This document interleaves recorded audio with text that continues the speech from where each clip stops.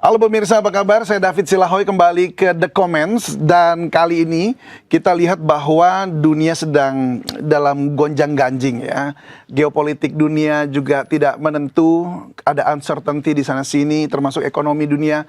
Dan juga kalau kita lihat ke dalam negeri, seperti apa kita harus kemudian mengambil langkah-langkah dalam mengamankan nilai aset kita. Atau bahkan mungkin kita bisa mencari peluang untuk memultiplikasikan aset kita. Nah, untuk membicarakan mengenai hal ini, tentunya sudah ada narasumber yang kredibel di bidangnya. Kita akan bincang-bincang dengan Presiden Direktur BitTime, Roni Prasetya. Pak Roni, selamat datang di iNews Media Group. Terima kasih Mbak David. Ya, terima kasih. Ini The Comment ya. Jadi kita mau tanya-tanya dan karena ada beberapa komen-komen dari masyarakat juga yang kemudian menanyakan beberapa hal seperti kondisi geopolitik kita yang seperti sekarang ini. Baiknya itu kita mesti bagaimana begitu. Nah, tapi kalau dari pandangan Anda sendiri sebagai pelaku pasar nih ya, seperti apa sebenarnya geopolitik ini mempengaruhi ekonomi Indonesia? Terima kasih Pak David untuk waktunya dan waktunya untuk saya juga dapat bisa di sini, kesempatan yang luar biasa sore hari ini ya Pak. Memang sekarang kondisi geopolitik tentunya dengan adanya perang yang terjadi, ini membuat situasi ekonomi sangat tidak menentu. Nggak cuma di Indonesia tapi secara global, di mana kita melihat pergerakan mata uang yang naik turun, kondisi ekonomi yang sangat terdampak tentunya di berbagai sektor yang juga kita rasakan di sektor sehari-hari juga tentunya, sehingga banyak kebingungan dan keraguan dari masyarakat tentunya mesti kemana nih gitu ya. Dan kita melihat sebenarnya banyak opsi pilihan dari seorang individu ya untuk melakukan investasi atau seperti Pak David tadi sampaikan, bagaimana mengamankan aset-aset kita gitu. Dan seperti kita tahu memang mana nih instrumen investasi yang paling tepat di kondisi-kondisi yang sangat tidak menentu ini ya. Dan itu memang tidak ada jawaban pasti Pak David, tapi kalau kita melihat justru opsinya itu banyak sekali. Jadi kita nggak cuma taruh di bank gitu ya, atau suatu bentuk deposito yang tradisional. Mungkin itu yang paling safe gitu ya. Juga ada yang ngomong, wah kalau rupiah melemah, US dollar menguat, bagaimana? Satu bentuk investasi dalam bentuk currency asing atau mata uang asing itu juga menjadi suatu pilihan. Juga komoditas yang lagi hot nih, mungkin emas yang katanya naik terus, itu menjadi suatu pilihan investasi juga. Tapi ini belakangan Mas agak turun lagi. Iya, maka itu. Ini agak fenomena juga ya, karena emas turun, IHSG juga turun walaupun ini lagi bouncing back ya, cuman lagi mulai kembali naik lagi, tapi itu juga turun, diiringi dengan US dollar, rupiah menguat sedikit dibanding sebelumnya, menguat sedikit, tapi kemudian Pertamax naik. Aduh, ini kan bikin orang jadi bingung ya, ketar-ketir. Iya, serba salah gitu ya. Ya, memang kondisi sekarang sangat berbeda dibanding kita ngomong 10-20 tahun lalu, di mana kondisi lebih dapat diprediksi, lebih stabil, ada yang istilahnya safe haven dan lain sebagainya gitu ya. Di mana sekarang ini pergerakan pasar dari segi manapun itu berubah dengan sangat cepatnya. Seperti kehidupan masyarakat sekarang ini bisa dibilang perubahan-perubahan tren dan lain sebagainya itu sangat cepat berubah. Dan sebenarnya itulah yang membuat teknologi ya Pak ya, dengan perubahan teknologi yang ada. Jadi semua tren perubahan itu terjadi dengan sangat-sangat cepat, speednya dengan teknologi yang ada. Dan itu sebenarnya yang terjadi di dunia investasi juga, di mana pas itu emas naik terus, seperti Bapak bilang sekarang lagi turun nih gitu ya. Apanya US dollarnya yang naik gitu ya, sekarang agak turun lagi gitu.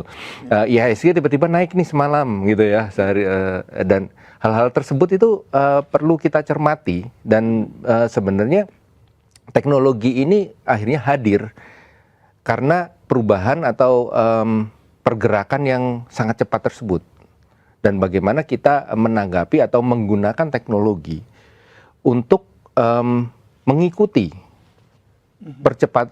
perubahan-perubahan yang sangat cepat terjadi ini, Pak. Nah, jadi kalau kita ngomong safe haven itu mungkin sudah hampir bisa dibilang itu era yang sudah terlewatkan, Pak. Maksudnya apa? Artinya safe haven udah nggak ada lagi sekarang? Atau yang seperti emas, seperti US dollar itu sudah nggak apa? Tidak menjanjikan lagi karena volatilitas tadi? Bukan tidak menjanjikan, bukan tidak ada, tapi karena teknologi yang ada sekarang, pergerakan yang sangat cepat, itu menyebabkan kalau safe haven itu kan konteksnya istilahnya kasarnya nggak perlu mikir, taruh sini udah pasti aman gitu ya.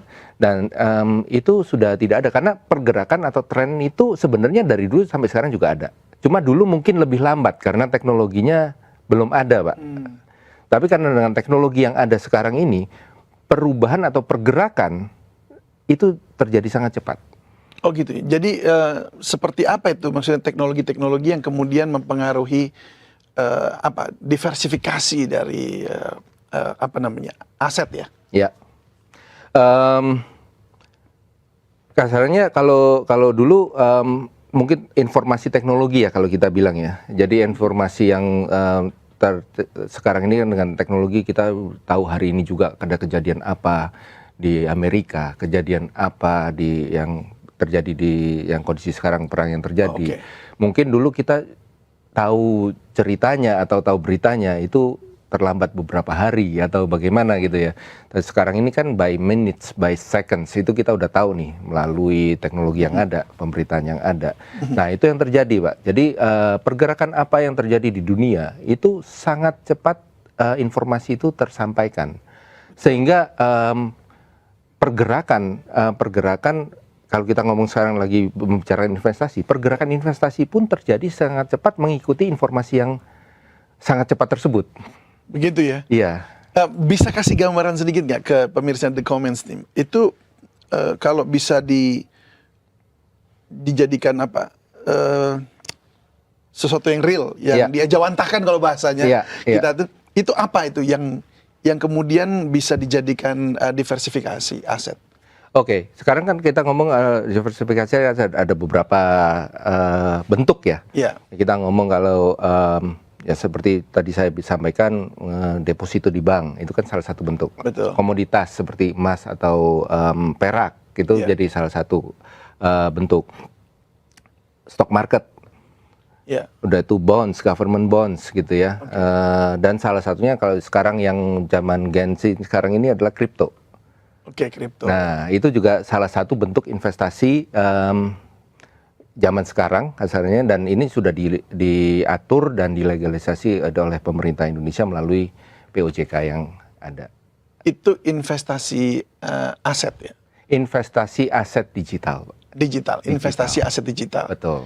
Dan ini menjanjikan nggak? Kalau saya lihat nih, memang saya baru lihat chartnya. Bitcoin ini lagi turun. Lagi. Betul. Tadinya sempat menyentuh 2 miliar satu Bitcoin ini. Iya. Sekarang jadi setengahnya. Sekarang ya lebih dari setengah lah, nggak sampai setengah. Sedikit ya. Satu ya. Iya. Satu. Nah itu apakah ini kemudian kripto ini menjadi sesuatu yang menarik untuk melihat bahwa ternyata dia juga ikut fluktuatif, volatile sekali. Betul. Dan itu sebenarnya yang image atau konotasi yang terjadi oleh aset kripto atau aset digital ini, Pak ya, di mana fluktuasi yang sangat cepat. Di mana itu volatilitas yang sangat cepat, resiko yang sangat tinggi dan lain sebagainya.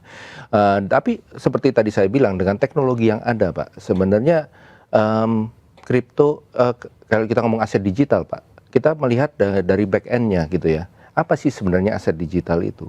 Aset digital itu lahir dari sebuah teknologi yang namanya blockchain. Nah, di blockchain ini semakin berkembang nih teknologi yang ada terhadap blockchain, sehingga kalau sekarang kita nggak cuma ngomong Bitcoin, Pak, kalau kita ngomong aset digital, tapi kita sudah mulai aset digital itu ada yang namanya stable coin, ada yang namanya commodity coin, tokenization gitu ya, Pak ya. Terus ada real world asset. Oke. Kita bahas dulu satu-satu nih. Iya. Apa ini semuanya disebut sebagai tokenisasi, bukan? Yang tadi ada stable coin. Yes, Itu semuanya disebutnya tokenisasi. betul. Boleh kasih penjelasan dikit? Ini karena gini, kalau dari yang saya sebagai masyarakat agak sedikit konvensional ya, saya Iya. menggunakan asetnya yang dulu-dulu gitu. Nah, itu kan ada bukan lindung nilai, ada kalau uang kita ada emasnya di belakang. I see, ya. Dulu ya, sekarang kan Iya, iya. ada emasnya gitu. US dollar juga ada emasnya. Iya. Nah, kalau ini apa gitu? Karena setahu saya Bitcoin itu blockchain aja, Ya. yang asetnya nggak tahu di mana gitu.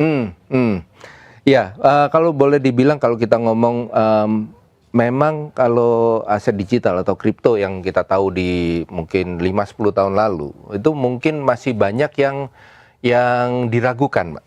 Diragukan ini sebenarnya apa sih gitu ya? Apakah ada aset realnya gitu ya?